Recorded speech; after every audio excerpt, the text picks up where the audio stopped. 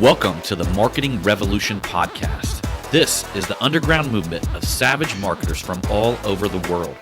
We are not Fortune 500 companies. We are real entrepreneurs with real businesses that have one major thing in mind: to set goals and devour them daily. Because we understand that everyone wants to eat, but only savage marketers are willing to do the hunt. Now let's get this revolution started. Hey, what's up, everybody? John Hiley here with the Marketing Revolution Podcast and the Marketing Savage Facebook group. Coming to you with another couples podcast with your co-host that brings the most, Angela Hiley. Ooh, you so serious. Very, very serious. So serious. Very, very serious. Yes, you is.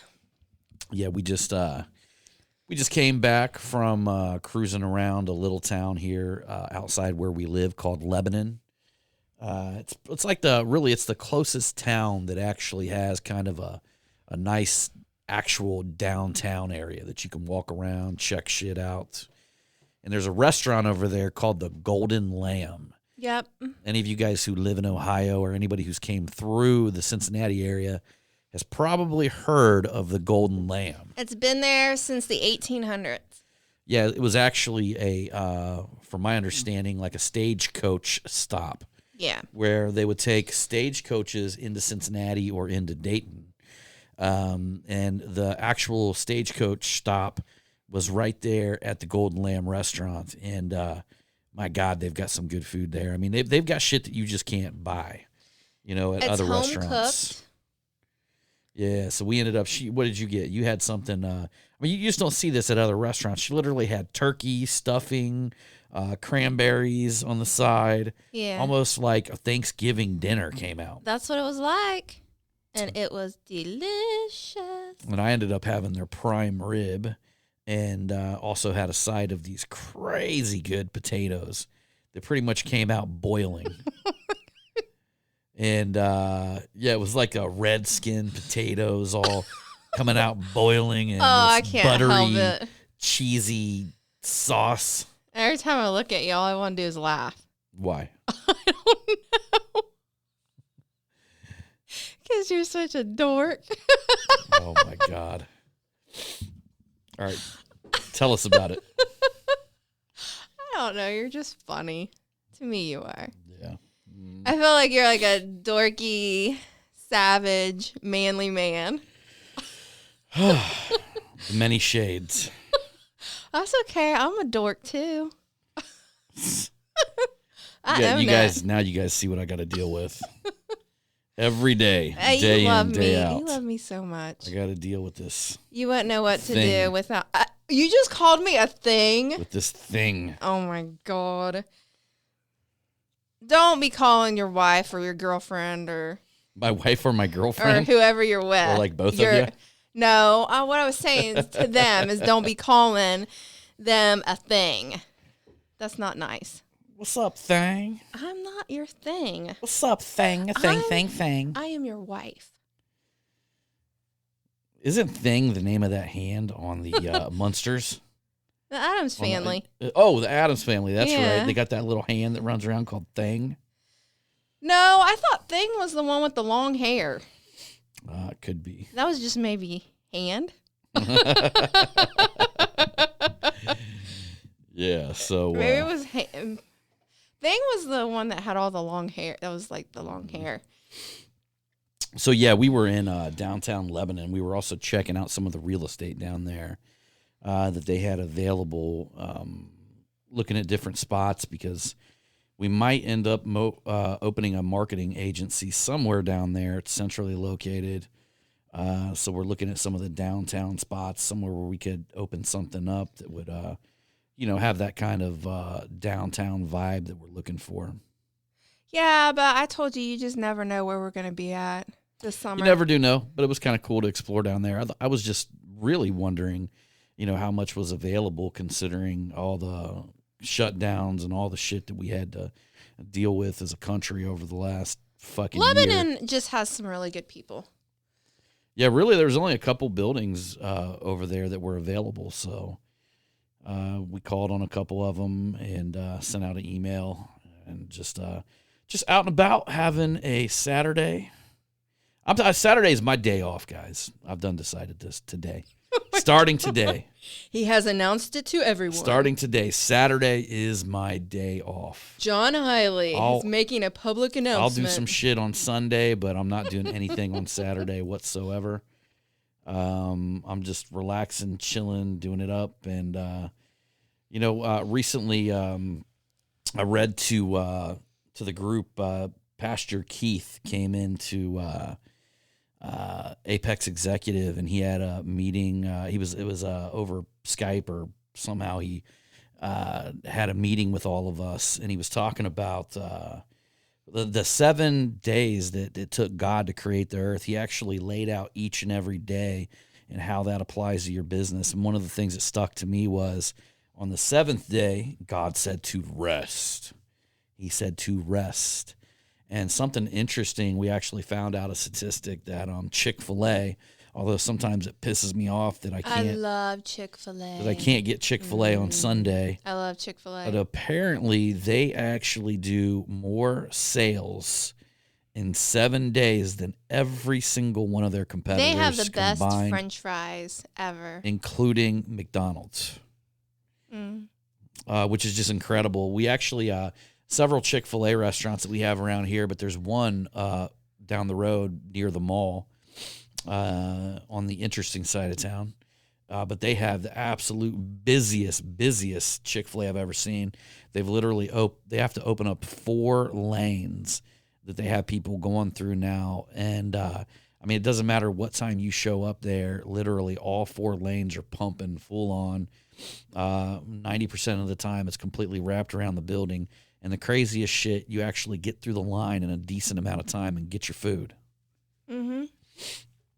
It just goes to show, even if you look at something like Chick-fil-A, like how strong their SOPs are, how strong their operating procedures are, because you can literally go through a Chick-fil-A day in and day out, and you get the same level of service, the same level of respect. You get nice people. These motherfuckers are remembering my name now.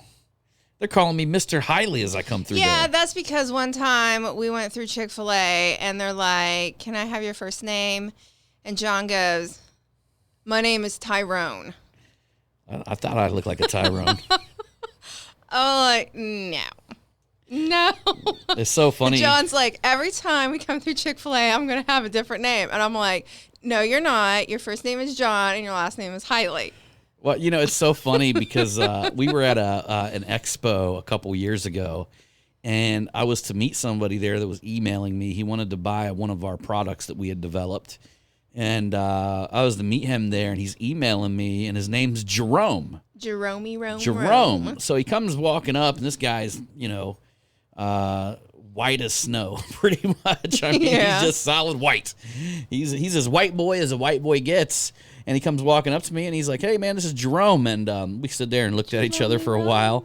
And he goes, "I know, man." He goes, "I'm not black." And I'm like, "Well, I wasn't really saying that." Because, yeah, but I know what everybody's thinking as soon as I introduced myself to him. And I'm like, "Oh, man." He goes, You know, he told me it was really interesting. I guess Jerry Seinfeld. That Jerome is actually a common name for white people. I grew up with one of my best friends. His name was Jerome, and he's black. And apparently Jerome was a common name for white people. Or not a common name, but it is commonly used. And he told me that Jerry Seinfeld's real name is actually Jerome Seinfeld. And I went and Googled that shit, and I'll be damned, it was true. He doesn't look like a Jerome. Like, I feel like if somebody's name is Jerome, that they have, like, some flavor to them. Yeah. You know what I'm saying? My Jerome sells crack. Like, Jerry Seinfeld, if you look at him, you're like, man, you don't have no flavor. My buddy Jerome growing up, it's so weird to talk about this, but it was like normal growing up with a friend that's a pretty prevalent crack dealer in town. And, I don't know that. I'm pretty sure Jerome probably still sells crack. No, you don't. The last I heard, he did. He might have changed his ways. The last I heard, he was still out there banging on wax, let's just say. Oh, dear Lord. But, it was kind of weird growing up, just that being like a norm. You know what I mean? It was just, we didn't look at it like, today, and you talk to anybody in like white suburbia, they go, oh my God, a crack dealer. Oh my God, it's so awful. It's so horrible. But like for us, it was just like, man, he's on the come Wait up. a minute. He's selling some crack. No, wait a minute. Dave Chappelle had a whole skit about, about how there's so many white people on heroin. Yeah, he did a whole skit about crack, and then he did a whole skit about heroin. And because mainly it's just it's so funny. Yeah, he was talking about driving. Which one was that? Because I know it was the latest. It was the very last Dave Chappelle. We referred comedy. to that quite a bit. Like he referred to remember the Dave Chappelle pool? lives here in Ohio, and he lives really just not too far away from us. In fact, we just came back from a mall that's probably 5 or 10 miles from Dave's house. What was that whole skit? Remember the whole swimming pool thing? Oh yeah. Yeah, I love that part. Yeah, Dave Chappelle said that his life is like an above ground swimming pool. If he was to label his life, it's like an above ground swimming pool. Like, it's a pool. It's not an in-ground pool. It's pool. not one of them badass infinity pools or anything. Like, it's above ground pool. It's my life. Oh, when he said that, I was like, I totally get it. I was like, I feel you on that one. Hey, I grew up with an above ground pool. Yes, you did. I remember I used to have this fat friend, and that fucker used to get on the side of that above ground pool, and it's like that pool was screaming every time he jumped off of it. And I mean, it's like the whole rail, the whole rack, everything like that. It's like you were waiting for that pool just to fucking split. Damn. And he would get up there and jump off of it, and every time it's like everybody in that pool's like, oh my God, he did it again. Did you, ask him not to come back over? Nah, we were young. We were just... I think I may have avoided him. Oh, I see. Yeah. I see. So, yeah, but we had an above-ground pool growing up. Mm-hmm. It was cool, actually. Yeah. It was cool. We used to have pool parties when I was a kid. I had a friend that lived behind us, and they had a pool. Oh. But we never had one. You guys have to stand there at the fence until they felt so awkward they'd invite you in? No, it wasn't quite like that, though. They didn't let you swim in their pool? No, they did. I was good friends with her. Oh. So me and my brother would go swimming. You guys would have to there. just show up there with your towels on your shoulder going, hey, what are you doing today? Well, sort of. I guess. Yeah. I guess. I don't ever remember it's it being that awkward situation where, No, it wasn't. You want to go swimming, but how are you going to approach your neighbors about it? No, it wasn't like cattiness or any of that nature. You showing up with a snorkel? No, she would be out there and her and her mom would be out there and they were getting the pool ready and stuff like that. And me and my brother would be outside and they're like, hey, we're going swimming. Do you guys want to come over and go swimming? And we're like, yeah, we'll be over in a few minutes. You guys would just happen to be standing there. No, not just happen. All right, the neighbors are out swimming, John. Let's go get into position. It wasn't like that. It was not like that. Have you ever asked your neighbors for some brown sugar? No. Hey, you have any brown sugar? No. We used to have these neighbors. It was we lived in this neighborhood that ranged from really poor to the people were doing okay. It was no rich Hamilton neighborhood or anything like that. But I still remember the really poor kids in the neighborhood would always come by and the shit that they asked for every day, they would come over and be like, hey, do you have popsicles? Or they would come by and be like, hey, do you have this? Do you have that? Aww. And it was my house was the one house where everybody would gather at.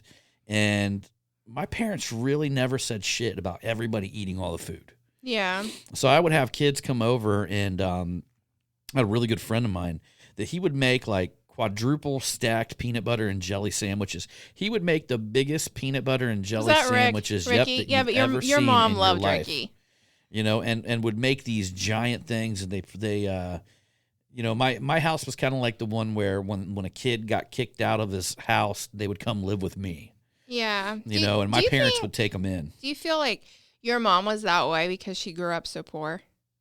Yeah, my mom says, I guess apparently my mom, the way that she grew up, and some of you guys, if you go clear back into my backstory and all that, you would understand, but I was adopted by my grandparents. So they became my mother and my father because of my dad was in prison whenever I was born. And then my mom was just too young. So I got adopted by my mom's mom. Yeah, but your biological mom was also a drug addict and an alcoholic as well. Which she still is. Yeah. Yeah, which she still is. And so when I say my mom and dad, I actually mean my grandmother and my grandfather. It's just that legally they become my mom and dad. Yeah. And I was so young when they adopted me. I think I was probably 6 months old or something like that. Yeah. Mm-hmm. So at that age, I just started calling them mom and dad at a very, very early age. Yeah, but they legally And, adopted you too. Yeah, yeah. And but saying that, so I just want to get you guys to get a clear picture, because saying that, my biological mother, I'm not talking about her. I'm actually talking about which would have been my grandmother. So they were much older, you know, compared to the age of people's parents that were when I was that age. You know, one of the reasons why I loved your mom and dad so much is that your mom and dad would go around and they would tell everybody. They would be like, Angela is the best thing that has ever happened to John. Yeah, but apparently my mom was like the poorest person in her town. Mm-hmm. And she told me that they would have to warm up their bath water, you know, by the kitchen stove, and they would have to fill it like this big bucket that Like they a had. bathe bucket. And she said that literally they would have to go like her dad would go first, her mom would go second, she would go third, and then her brother would go fourth. Yeah. So by the time her brother got in there, he was, you know, pretty much in everybody else's dirty water. But in all honesty, think about it. I think that's how they used to do it, like way back in the day before. Apparently, they were the last people in town to get running water inside of their house. And they actually had an outhouse. And she even said, I guess, and one of the reasons why they didn't have any money is because her dad was kind of like a bum, pretty much. But he was an He alcoholic was an too. alcoholic. I guess he was a hard worker, but he would never put up with anybody's shit. And he'd always, almost like Ricky Bobby's dad, you know, where you remember Ricky Bobby, where his dad would just show up occasionally, but then once things started going too good, he'd get into a fight or get kicked out or something like that. Yeah. That's probably like from my understanding, that's the way her father was. Yeah, but he used to spend all of his money on alcohol, though. Yeah, and apparently all his money on alcohol, and then also apparently his buddies would come and they would steal the outhouse occasionally. So they had an outhouse in their backyard, and occasionally his buddies would come and load it up in their truck and drive off with it. So, well, technically they would just steal the shed part. Yeah, the you shed know? part. So their toilet would just be sitting out there. And wide open. In the middle of the yard, and the outhouse would be gone. So he would have to go track down his outhouse. Oh my Which God. buddy stole it? Where did they put it? You know, and so it was quite funny because my mom says she'd wake up in the middle of the night to go use the restroom, and it there'd would be be the toilet just gone. out there in the middle of with no outhouse around it. Well, didn't she say that, like, during the wintertime, like, they would wear their coats to bed and wake Yeah, up because they in the didn't have morning? a heater in the house. They would wake up in the morning Yeah. and there would be, like, snow that had came in through the windows and Yeah. the door. Well, I mean, they didn't have a heater in the house. She said that they used their oven. Yeah. So they take their oven and they would open their oven up and Mm-hmm. turn it on, which we just had to do that recently because our heater went out right before furnace. Our furnace went out right before we flew to Dallas, Yeah. and throughout it actually went out on us a couple times the last couple years, and it was just this thermocouple thing that you had to take out and clean. And this time we took it out, cleaned it, and we have to get on a plane in an hour, and put it back in. Didn't work, so I had to go buy a bunch of heaters, Base heaters. and then leave. And then luckily, the coolest thing was though, in my quest to find this, because I just thought like I thought that I fucked up the thermocouple because I ended up sanding it with too aggressive sandpaper, and I was told that I wasn't supposed to do that, and I'm like, fuck. So I go to a supply house here locally, and they send me over to this other supply house. And the dude tells me, he goes, this thing's a fucking nail. He goes, it looks fine. He goes, it's fine. And I asked him, I said, man, well, can you give me information on, you know, somebody who does heating and cooling that can check and actually replaces the shit rather than just trying to replace your whole furnace? And he ended up hooking me up with some this old timer dude. Sweet as can be. Sweet as can be. Yeah. Oh, he came in and, like, He tried to replace a bunch of shit on it. first. Well, what had happened is the burners. So there's like 4 burners. 3 of them were working properly, but the 4th one, what it was doing is that it normally shoots out a blue flame, and this was shooting out a regular flame, but it was coming out of its area, and a flame was going upwards to where it could possibly catch the wires on fire, and then it could have potentially turned into something worse. So it's a good thing that we caught it. yes, and they came in one day, they came in the next day and ripped that old furnace out, stuck a new one in there, and I was on a high. I was just like, oh, I'm so thankful I have a new furnace, because last winter I had something like in my gut telling me that something was not right with this furnace. So I felt like he came in and he saved the day, and I was just like, thank you, Jesus. You know, one of the things you guys got to understand about me, I'm a discriminate buyer. So I'm not just going to get fucking bent over and get ripped off. You know, I know people around here. My good friend Wasfi does renovations inside of homes. You know, he knows people. I mean, and we talk about shit, and we know the fucking right people to connect with. And but this guy was kind of like a new connection. And when he came out, I don't know, something about him, man. I just trusted him. And he ended up kind of laying it out. He told me what kind of furnace he was going to buy, and I looked it up. It was fucking real legit. It's like some company made out, I can't remember the name of the company, but they're made out of Tennessee, but their parent company is Carrier. Yeah. And instead of a 5-year warranty, it comes with a 10-year warranty. And, you know, all kinds of good shit. And I checked out the reviews, and he was hooking me up with a solid furnace. And they come and lay it out in front of me, $2,200 installed. Fucking insane killer deal. Like, this dude now, like, and they did such a good job. Like, they literally came out. It was him, his one partner, and his brother showed up and did the swap. And just such a phenomenal deal. And now I'm referring him to everybody. Yeah. That just kind of shows you, man. Some of you guys are probably shaking your head. You're like, I paid $5,000 for mine. I paid $6,000 for mine. Man, it pays. It really does pay to check around. It really does pay. And not to mention, especially if you can find somebody like that dude. And one of the things that the guy who gave me the referral told me, and the guy's name is Cal that came out and did it for us. But the guy who gave me the referral said that Cal just loves furnaces. Apparently, Cal had a company where he had 30-some employees, and he sold it to a big company over here called A1 Able or AA Able or some shit. And so now Cal just does it on his spare time. He just goes out and he actually fixes people's furnaces, which that's originally what I was going after. Now, here's an interesting thing. So our air conditioner was, we were just wondering about that because, I mean, the air conditioner was put in the same time as the furnace. So I pull his main guy out, and I'm like, hey, like, tell me, take a look at the air conditioner. Let me know what you think. Well, he goes out. He looks at our air conditioner. He goes, the only thing I see wrong with it is just the outside looks a little faded from the sun. And he goes and he starts looking at it. He goes, I'm telling you right now. He says, this unit right here, he goes, they don't make them like this anymore. He goes, I'm telling you that he says, the only thing about this one is it's a little noisy. He said, but other than that, he goes, this thing runs cooler than any unit. He goes, I'm telling you what, he goes, you got another 15, 20 years on this air conditioner. So I'm sitting here, because I'm just talking to him. I'm like, shit, I mean, I paid $2,200 for the damn furnace. I'll fucking throw a new air conditioner in here, right? If it's going to benefit us and just something we don't have to even think about. But after he done talked me out of it, he talked me out. He said, he said that they don't make them like this anymore. He says, this thing right here is one of the best damn air conditioners they ever made. Yeah. So, man, you got to love it when you connect and hook up with people like that. I'm always looking for people like that. Yes, you are. Well, it's like Waspy, for instance. My buddy Waspy, some of you guys may have followed our other podcast, or you guys see his show on Flipping Dayton. He was also gave him the Marketing Savage Award. What does this have to do with relationship stuff? Well, shit, this is relationship stuff. This is shit that we're all going through right now. Well, see, he told me, so now listen to this. Waspy got a hell of a deal on a house with like an indoor pool and all this, right? He's always scoring these fucking crazy deals. You just did this podcast by yourself. Well, no. Let me just tell you the deal with Waspy, okay? So he calls up, it has an indoor pool in his house that he just bought, and he got a hell of a deal on it. He could literally make $100,000 off of it without touching one thing. And so they come out, and he has this company give him a bid to put in a heater in his pool.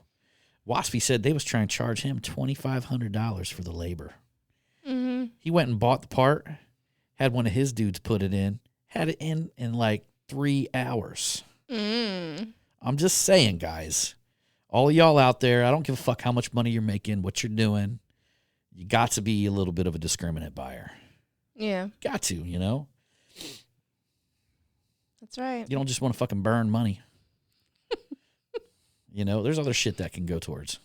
Mm-hmm.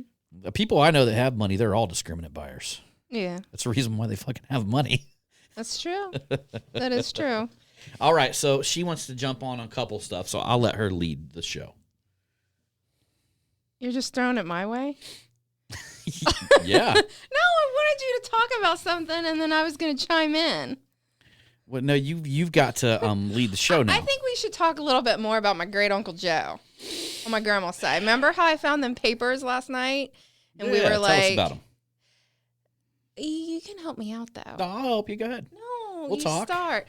So I think one of the reasons why my great Uncle Joe was like so grumpy.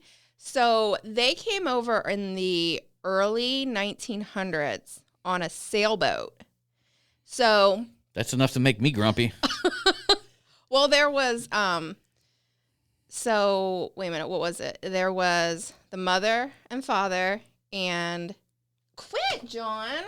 What did I do? Help me out here. So, okay, your uncle's mother and father and like 9 fucking kids came over No, here. there wasn't 9 kids. Like There all was- they did is fuck, is from what my understanding is their parents just fucked all the time because they only No. lived to like 39, 40 years old, and they had like damn 9 or 10 kids. So they left the oldest one there in Italy Yeah. because she was sick, and then she was supposed to come over to the United States when she got better, and How she in never the fuck came over. do you do that? Like, let's leave the little one here. No, the oldest. Okay. So she was the oldest. Ah, I got you. She was the oldest. So they came over in the 1900s, and they lived in Canton, Ohio. That must have been a horrible time. So the journey over from Italy to the United States, they lived in southern Italy, and one of the reasons why that they came over was because they were living in very poor living conditions. There was a lot of poverty over there. So they And came. apparently, though, didn't he shoot somebody that was in the mafia? That is a rumor. I don't know how much truth that has to it. My Aunt Joanne apparently says that my grandma's, Yeah, but she could be full of shit. I know, that my grandma's. Isn't she known to be kind of father- full of shit, too? Yeah. So my grandma, her father's name was Louis, but he went by AKA Luigi. And then her mother's name was Maria. So it took them, I Googled it, and it says that it would have took them anywhere from like 6 to 14 weeks. to They get to probably the had United another States. kid while they were fucking on that boat. I don't know, but so when they got over here, they were in Canton, and they didn't even live a year. Like her parents didn't even Ain't make that it a year. bitch? So he passed away. He passed away when he was 42 of pneumonia and epilepsy, and then not even a year later, her mother gave birth to her youngest sister, and her mother, Maria, passed away 6 days after giving birth to Rose. And then all them kids went to a damn orphanage. No, not all of them did. My grandma and another one, It's because they were old enough. they went to live with another family, and then the rest of them went and lived in an orphanage. And you looked up that orphanage. Which, yeah, we looked up the orphanage. And it didn't have like a lot of good. Well, no, it had good and bad. You know, I mean, they had like, I guess, good deans and bad deans. They had, you know, molester deans that came along, and then they Yeah. had like deans that were really good. But overall, I would say that most people had a good experience actually going through that orphanage. And then my great uncle Joe, he lived in that orphanage. I don't know about the other sisters, but my great uncle Joe lived there. He did a lot of farming. And then he went over, let's see here, when he was in the army, he was over in Japan on an island. I don't have the paperwork in front of me, but he was over there 1944 to 1945. So he was over there for a year fighting. Yeah, he got a medal when he was over there, like the 4th highest medal. It was a bronze medal, but something about the medal, like if it was a certain one that had a V, and I think that there was like only so many that was given. So it was something, you know. I think it was like you went over there and you kicked some fucking ass medal. Well, from my understanding, when he was over there, it really wasn't a good situation. Mm-hmm. Like a lot of the men that were over there ended up getting killed. So not a lot of them came out alive. And I think they just lived in horrible living conditions over there, you know? You know, this just makes me think of like how good we've got it. Not only that, like I started like kind of like Googling around yesterday, and we were talking about like me and her were talking about this of her grandmother and their family and that coming over. Her dad had given her like a folder with these records and things like that. So I started Googling around. I was like, so I wonder what the average age somebody lived to in like the 1800s, right? Yeah. The average age somebody lived to in the 1800s was like 32 to 40 years old. Yeah, so her father passed away when he was 42, and then her mother passed away when she was 38. I mean, you think about, man, we have got it good. Like, there's so much shit. Like, it honestly made me feel bad. Like, we're bitching and complaining about, you know, some of the even over all this shit that's going on now. Like, I look at what my... Oh, man, I'd fucking rather live this life than the life they lived. I know, any especially, day. like, with my grandparents and her parents. I mean, can you imagine that? Like, I was telling you, can you imagine that boat ride? Yeah. Going across the Atlantic Ocean. Can you imagine what that boat ride would have consisted of? Well, they said depending on the weather conditions, 6 to 14 weeks. Yeah. And if they were leaving a country that was extremely poor and there was a lot of poverty going on, I mean, obviously they didn't have a lot of food that they were bringing with them. You know, they probably didn't have a lot of clothing and whatnot, you know, other things. So, I mean, like, it wasn't like it was some joyful, you know, boat and then ride. Then they get their ass over here to the promised land and die in 1 year. Yeah, not even a year. Yeah. Not even a year, which is crazy. You know, that's common, though, people getting sick when I couldn't even imagine, like, because back then, travel would have been such, you know, there would have been just a lot less worldwide travel. And when you go to other countries where they don't see a lot of people from foreign countries, you can catch like viruses and shit like that and bacteria that, you know, the natives would be kind of used to, and then it would just fucking kill somebody else. I mean, it's just like whenever we came over here and migrated and met with the Indians, they literally say the thing that ended up killing the Indians were the rats, the rat feces that we brought with us on the boats. Oh, absolutely. You know, the rats got in their water, and look, we were probably used to it. Like, years and years, we're probably used to some sort of fucking harmful bacteria that was coming from these rats. Mm-hmm. You know, it was probably killing us too, but we were used to it to the point to where, you know, it wasn't killing a bunch of us. But as soon as the Indians got just a little bit of exposure to that, it literally was like the fucking plague and wiped them out. Yeah. You know, if you actually read back, you'll find that rat urine is what really actually got the Indians. And that were the rats that we brought over. I don't even say we, because I don't even know where the fuck I'm from. I haven't done one of them DNA tests, right? And I look like I'm Persian, honestly. Yeah. And yeah. I met another Persian dude over this last weekend. Homeboy who owns what's his name? He owns the one clothing line.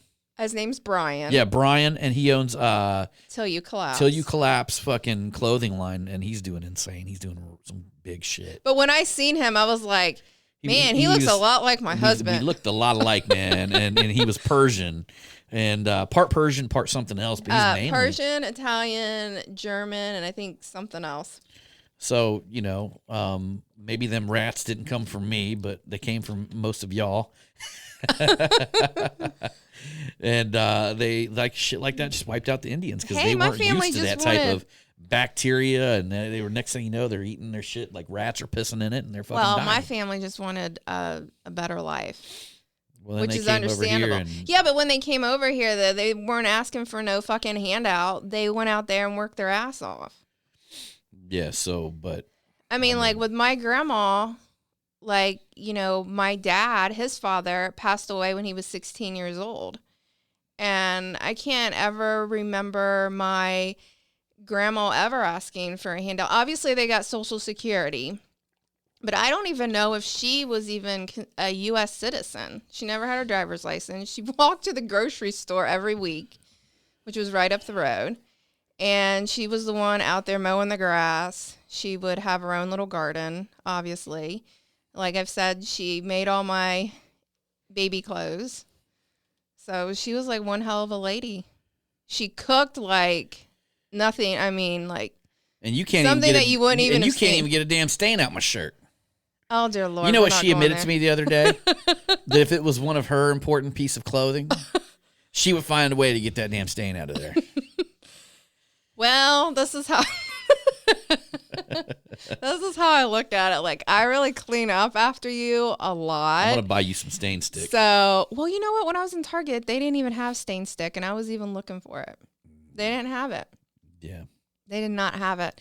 But I clean up after you quite a bit, and I was just like, sometimes I just get so tired, and I'm just like, damn, I don't have. You know, now I don't I'm wanna like, take this. I'm stain like, out oh of this no, I shirt." spilled water on my shirt. It's ruined. She'll never be able to get this water out of there. Well, you know what I'm going to do? I'm going to find the same exact purple sweatshirt that you have, and I'll just buy you a new one. I mean, That's what I'll do. the other day, it took 3 washes to get a burnt zucchini that hit my shirt off. Yeah, but I don't know what it is. Like, I feel like when food gets on your clothing, that it just doesn't come out compared to if me or Jonathan gets something on one of our clothing, like a piece of our, like, I don't know what it is. Yeah. It's like, you know, it's like, Whatever happened to them women that took pride on getting stains out? It's like kind of like you're in the battleground and you're waiting for a stain to come your way. And when I'm a stain not. comes your way, you're like, motherfucker, I'm going to fuck you up, stain. shoot, you took the dogs out and you end up stepping in dog shit, and I'm the one that's like cleaning it off of your I scrubbed it off of your shoes. Let's not get away from the stains.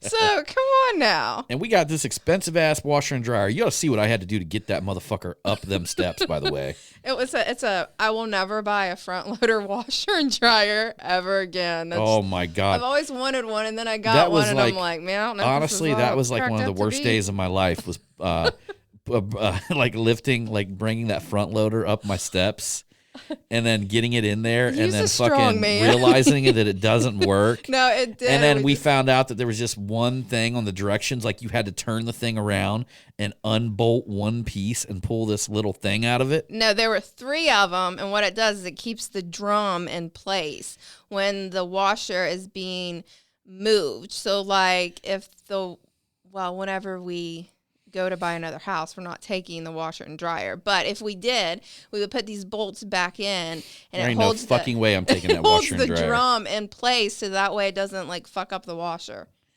And when I buy a new washer and dryer, I'm having somebody professionally bring that shit in. Yeah, but we're not buying a front loader. We're just buying the ones that are up at the top. I had to carry that son of a bitch up them steps. And that was probably one of the most heavy, intense workouts I've ever put myself through. You're a very strong man. You did it. I can't believe that I did it. to You be did honest it, with you. though. I came very, very close for it just laying me out on the steps and running me over down the No. steps with this fucking thing. No, you carried that bitch up the steps. Yeah. You did a good job. You're a strong man. You get shit done. Yeah. And then now I got these expensive ass washer and dryer and all this shit and can't even get a fucking stain out of my shirt. It's because you're hard on clothes. I bet you there's probably other men that have this situation too with their I'm wives. hard on a lot of things. Yes, you are hard on a lot of things. You do a lot of things right, and you're a good man. But unfortunately, when it comes to clothing and shoes, you know. I'm wearing a white pair of shoes right now, and I can't believe they've made it the last 4 or 5 times I've worn them. Yeah, you're getting ready to jinx yourself. Because normally I'll take a drink of coffee and like drop it right on the very what top. were you doing last night? You were making fun of me, and I was laughing so hard, and I thought it was like such a really good impersonation of me. I Do you can't remember that? Oh dear God, I was Was dying she laughing. smoking marijuana?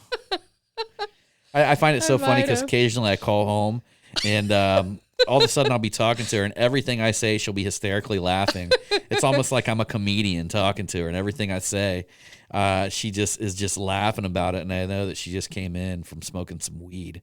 Yeah. And when she does that, everything I say is funny. Well, this is what I normally do. When I get cleaned up, after I'm halfway cleaned up, I go out in the garage. You know, this is at the end of the day, and I just take a few hits, and I go back in and, you know, finish like getting cleaned up, and I'm happy. I'm go lucky.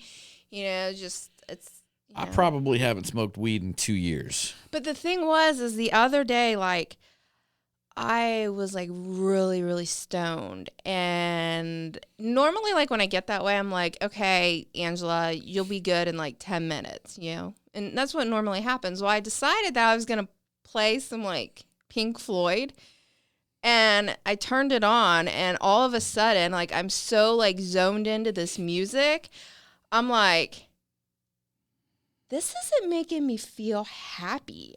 I was like, this music's making me like paranoid as shit. I was like, well, I'm just like, this is fucked up. And I think it was because like the song that was on, like I was so like really in tune to the words, and like that kind of like, it was almost kind of like he was singing this song, and it was like a lot of the shit that was like going on in the world. And I'm like, I don't think I like this.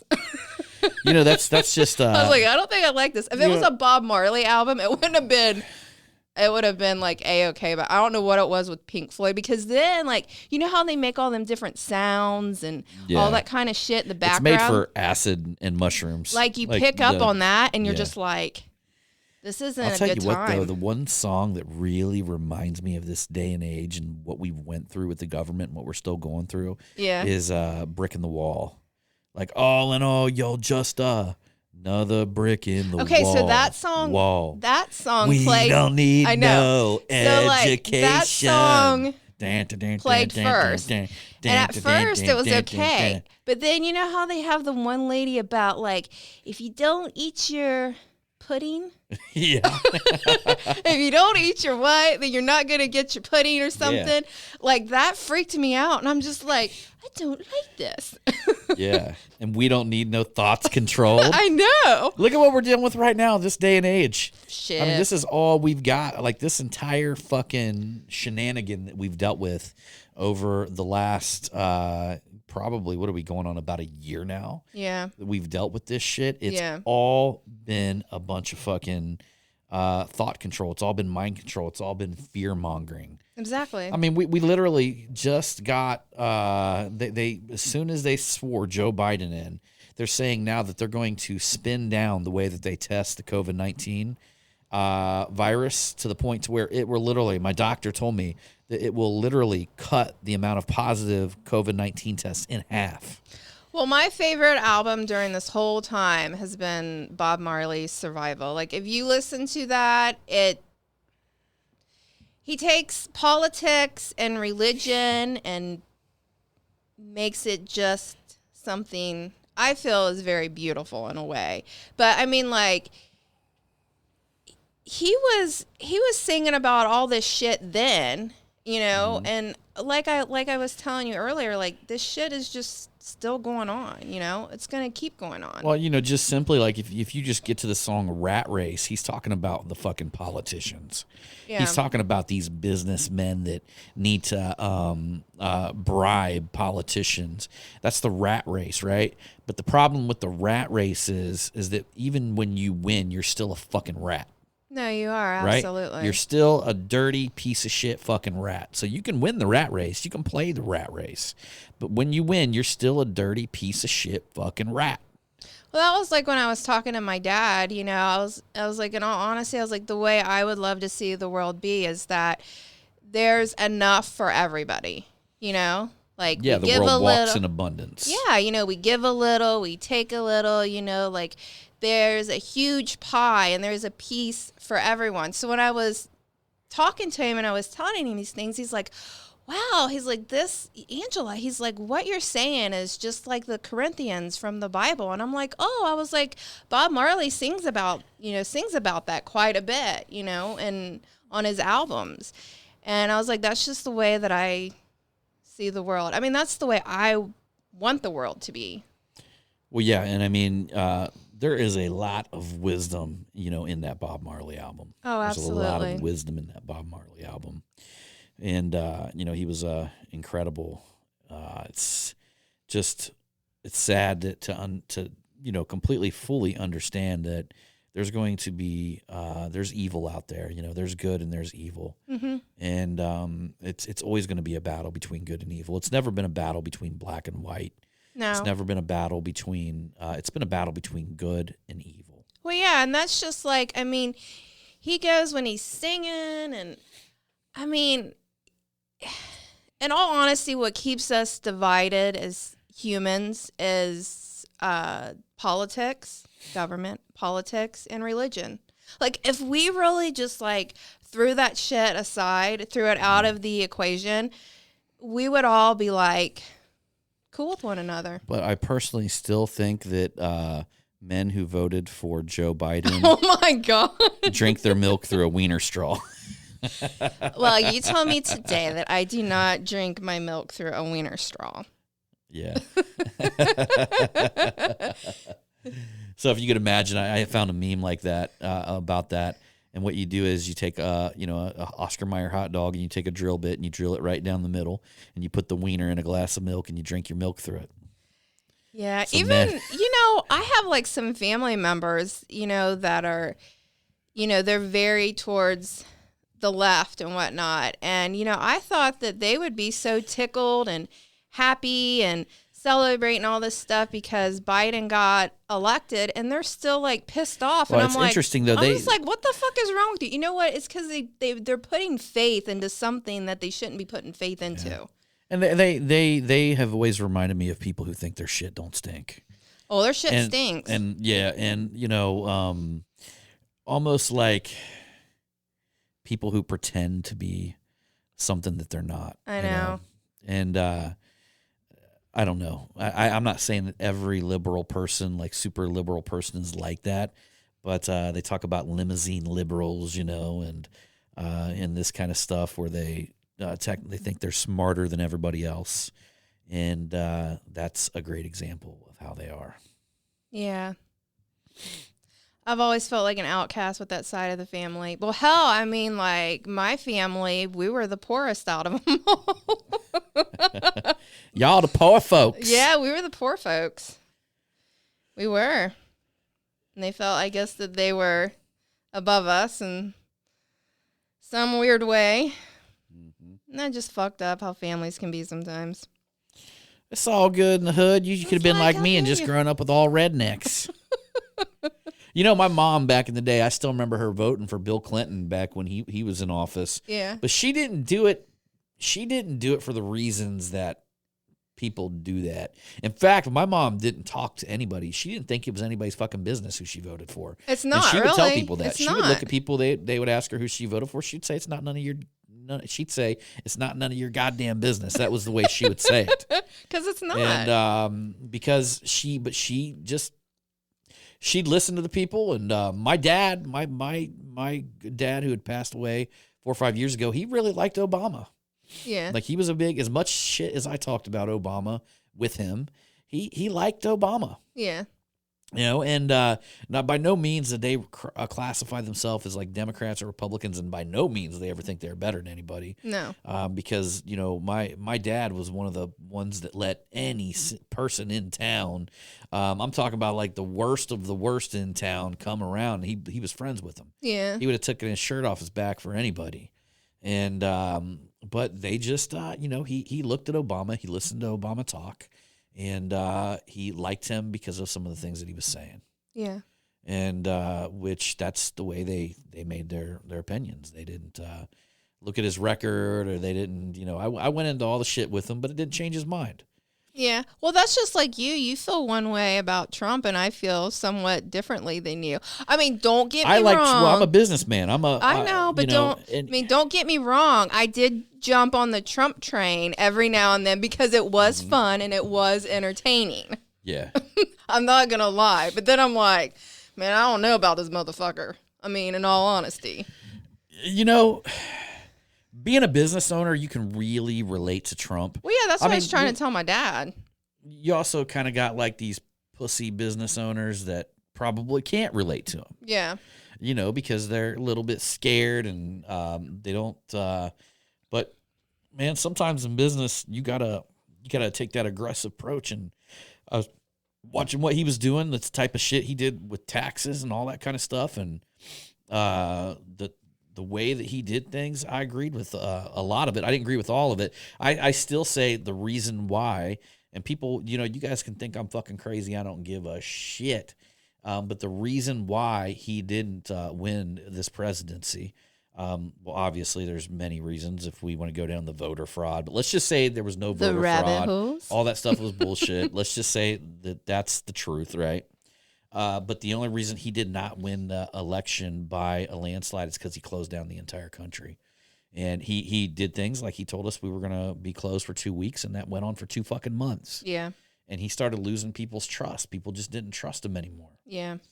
And I know that I didn't trust him like when he was before this whole COVID. I didn't think he was going to pander to this bullshit. Yeah. I didn't think America was ever going to be a country that we started shutting down our businesses and shit like that. Yeah. Letting government officials take their full fucking pay.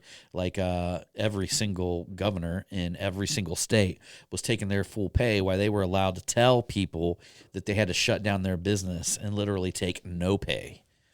And I just thought that was complete and utter bullshit. And I lost respect for the president over that.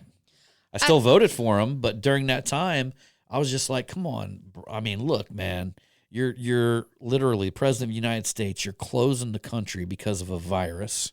And, you know, if you guys really look at it, well, number one, we don't have heart disease deaths anymore. We don't have flu deaths. All of them are categorized as COVID. All the deaths are COVID, right? If somebody gets hit by a bus and they swab them for COVID, that's a COVID death. So this whole 400,000 people dying of COVID, no, 400,000 people died, but probably 70% of them were just swabbed and they didn't die because of COVID. You know? Well, yeah, and that's something, you know, like I was talking to my dad, and my dad's like, you know, that's a lot of people, Angela. And I'm like, I know. I was like, but I honestly feel that they got so many people fixated on that number that the majority of Americans forgot about all the other fucking numbers. Exactly. I think that what it is that they don't realize how many people pass away every day, you right. know, of something. And the hospitals get over 30 grand if they get a COVID death. It was set up for fraud from the beginning. It's just swab wrong. That person, make sure they have COVID because we want an extra $30,000. And then they put the hospitals in position to where they can't have as many people or see as many people or have as many beds. Non-essential surgeries were pushed back, right? So the hospitals are losing revenue left and right. Of course, they got to figure out why every person that dies in the hospital has COVID. You're damn right they do, right?